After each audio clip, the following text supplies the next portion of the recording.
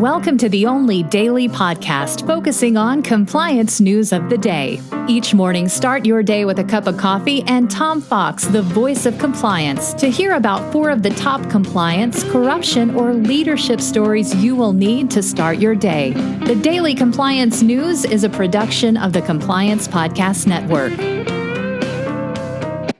June 17, 2020, the Bolton sued edition. We begin with an article from the Houston Chronicle. Can the energy sector ever get its hiring correct? 5 years ago, consultants warned the nation's energy companies that with the wave of baby boomer retirements, they faced an employment crisis. Well, and today they do.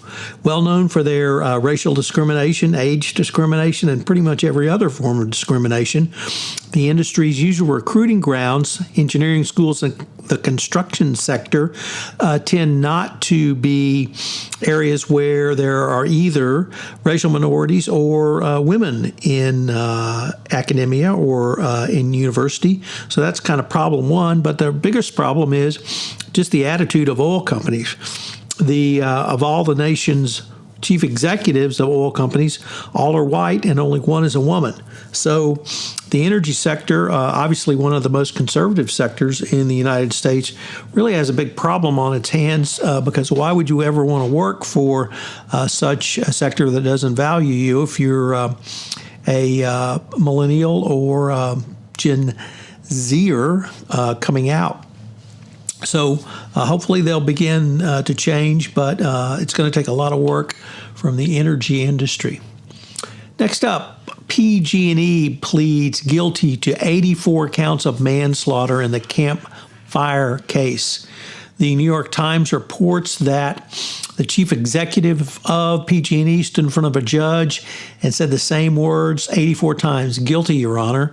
That's for the number of people killed in California's most devastating wildfire, which was in 2018.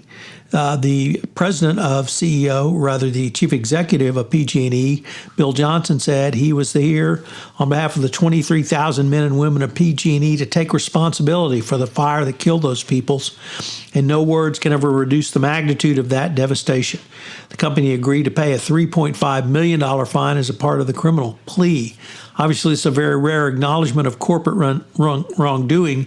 Nevertheless, it's wholly inadequate to the families and victims of the survivors of the Camp Fire, which also destroyed the town of Paradise, California. PG&E repeatedly failed to maintain transmissions lines, which caused the fire. Next up in our lead story, no real surprise as the Trump administration continues in its fight to keep John Bolton from ever speaking to anyone, anytime, anywhere, as they've now filed a breach of contract lawsuit against him for the publication of his book, which allegedly contains classified material which would compromise national security. Now, President Trump's idea of what constitutes classified material is anything he says it is, so it makes it a pretty expansive reading and very difficult to know what is and what isn't, but of course, because he makes those determinations after the fact. So it's going to be interesting to see what a court would do. Obviously, the Pentagon Papers would seem to control this, and if the Pentagon Papers weren't classified information, it's hard to understand what John Bolton could have as well. And finally, Morgan Stanley's very first diversity officer is suing the bank for racial bias. As reported by the Washington Post, Marilyn Booker, former MD at the company who spent 16 years as the global head of diversity, says she was fired for her efforts to help black financial advisors succeed in the face of racism. Given where we are in this country right now, that's obviously not a good look for Morgan Stanley.